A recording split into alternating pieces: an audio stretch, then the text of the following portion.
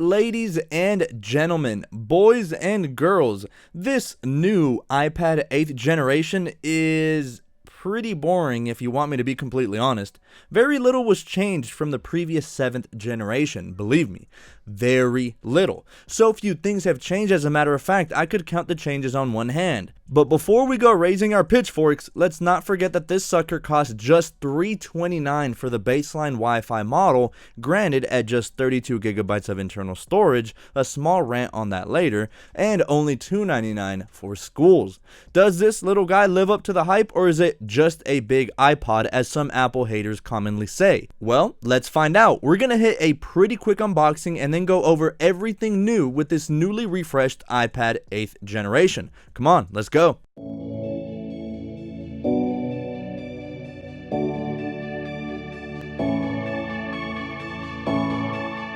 So as is customary on this channel, we always have to go over a quick unboxing to see what kind of sauce Apple has supplied this time around. And as is customary, we have our obligatory white Apple box, plain as ever. On the front, the design hasn't changed for years, as we have a side profile of the device in your chosen color, as well as Apple branding and iPad branding along the sides of the box. On the back, you get your storage capacity as well as the components of what comes inside.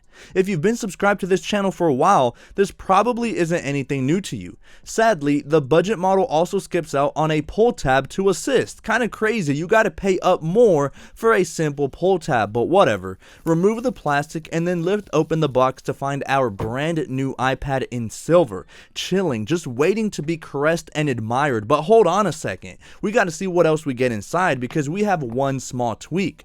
As you'll see, now we get a Lightning to USB-C connector and a better, more improved 20-watt USB-C power adapter. This is leagues better than the stupid 5-watt adapter they used to supply. Like, the f am I supposed to do with this little charging box trying to recharge this massive iPad? It took literal years to charge up from zero before with the 5-watt adapter, so hey, shout out Tim Apple and the team over at Apple HQ. So far so good, Apple. And now we go back to our majestic new iPad wrapped in this glossy protective film instead of a frosted protective film. But go ahead and remove that, press the power button, and voila.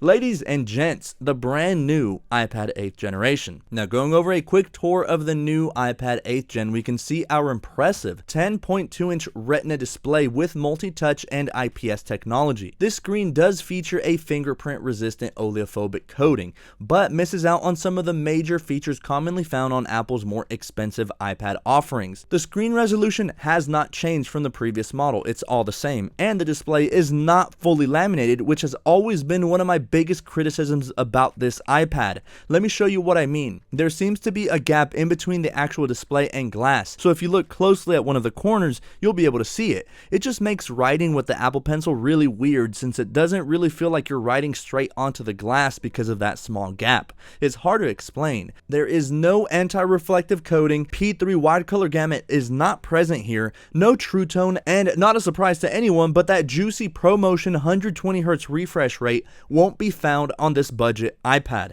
But still, these are things the average consumer likely never even thinks about or even cares, so it's all good. Looking towards the bottom, we find our dual down-firing speakers as well as our Lightning connector. Attention to detail has been placed, as depending on what color you get, you'll get a corresponding matching ring around the insert. To the right, we don't have much going on but our volume up and down button. Towards the top is our sleep wake switch, a small microphone towards the middle, and a 3.5mm headphone jack that is color matched as well. So getting a silver or rose gold will have a white matching insert, while the space gray variant should be black. And on the left hand side, you'll notice these three little circles. This is for your smart connector, reserved for Apple's very own smart keyboard. We then see our color coded Touch ID sensor, and at the top is our 1.2 megapixel front facing FaceTime HD camera. And if you have good eyesight, you'll be able to notice the ambient light sensor on the iPads with the white bezels. This basically controls the auto brightness. And finally, turning it to the back, you'll see our beautiful aluminum finish that's cold to the touch, with iPad branding towards the bottom, your polished and color matching Apple logo, and finally our 8 megapixel wide camera lens with an f2.4 aperture that remains unchanged from the previous generation. Externally, like I said, nothing has changed. We still retain the exact same chassis as the previous iPad 7th gen, albeit with a tiny modification to the weight of it. Apparently the iPad 8th gen had one too many cheat meals because it's technically ever so heavier, coming in at 7 grams heavier on the Wi-Fi only model and 2 grams heavier for the cellular plus Wi-Fi model as compared to the previous generation. Could this mean a slightly bigger battery? Who knows? Sadly, this isn't a teardown channel, but on the topic of battery,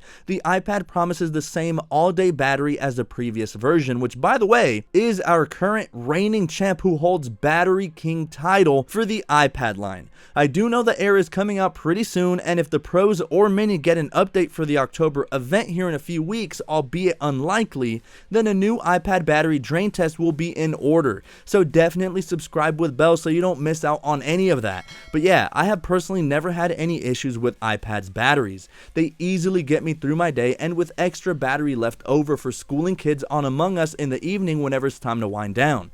Apple promises 10 hours of wireless web surfing officially, and up to 9 hours if using cellular connectivity. The big takeaway for this new generation though is going to be that A12 Bionic chip with the Neural Engine, a first for the budget iPad line. For those that don't know, the Neural Engine aids in machine learning that is more energy efficient rather than relying solely on the CPU and GPU. Luckily for us, for $329, we get a monster chip. We now feature the A12 as compared to the A10 found in the previous model, and let me tell you, the differences in performance are kind of scary. You see, if we head over to good old Geekbench 5, we see that the new 8th gen has definitely been taking its roids. On the single core side, the 7th gen managed to edge out a 592. Nothing all that impressive, pretty decent, but the 8th gen cranks it up a notch, scoring 1,116, nearly doubling the score of the 7th gen. Which, speaking of, the 8th gen did just that, but on the multi-core side with the 7th gen iPad scoring 1210, while the 8th gen scored 2648 for the multi-core sides. The A12 Bionic with Neural Engine makes this iPad a very worthy laptop replacement, especially with those scores. Nearly doubling its multi-core score means this iPad will be better equipped for gaming, AR, multitasking, and so much more. As a matter of fact, Apple promises 2 times faster graphics and a 40% faster CPU as compared to the 7th gen. Make no mistake, this new 8th gen is no slouch and should last you years of stability and support. My only gripe with this new iPad are the optional accessories that really transform this tablet into something more.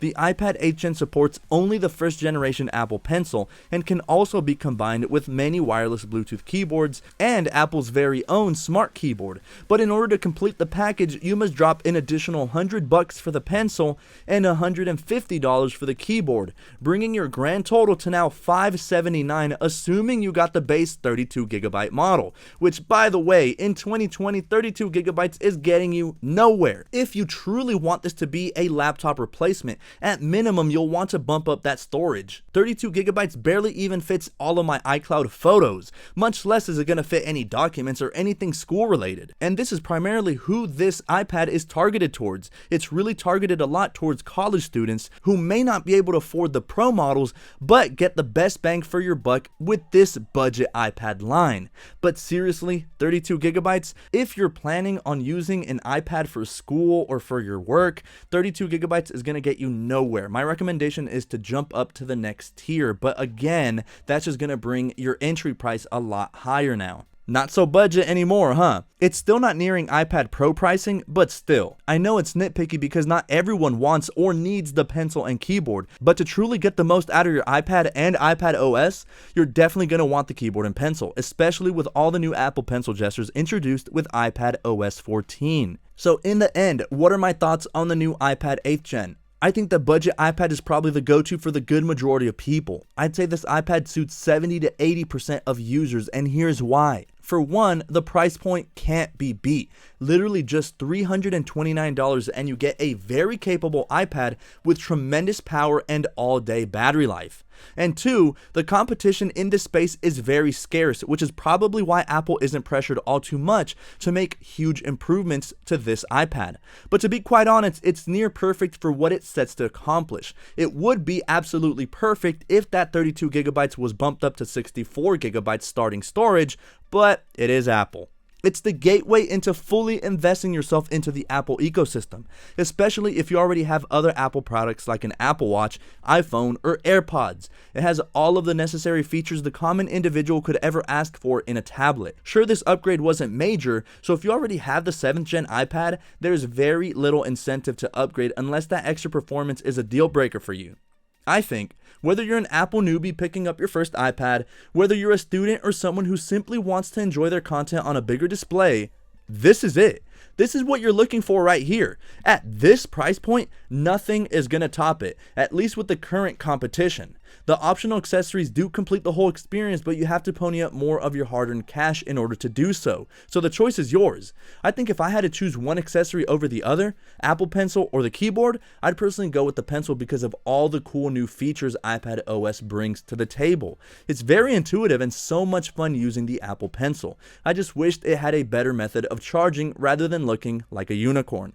But there you have it, guys. Minimal upgrades to an already very refined product. At this point, what else can Apple add to the 9th gen iPad that isn't a processor boost? Like I said, I'd love to see a boost in starting storage, but I doubt we'll see any kind of redesign anytime soon, what with this being a budget model and all, but I guess it's all possible. Let me know what you guys think. Are you a fan of the budget iPad, or do you prefer another iPad within Apple's tablet line? Let me know in the comments below, and as always, please take care of yourselves and each other, and I cannot wait to catch you all in my next video.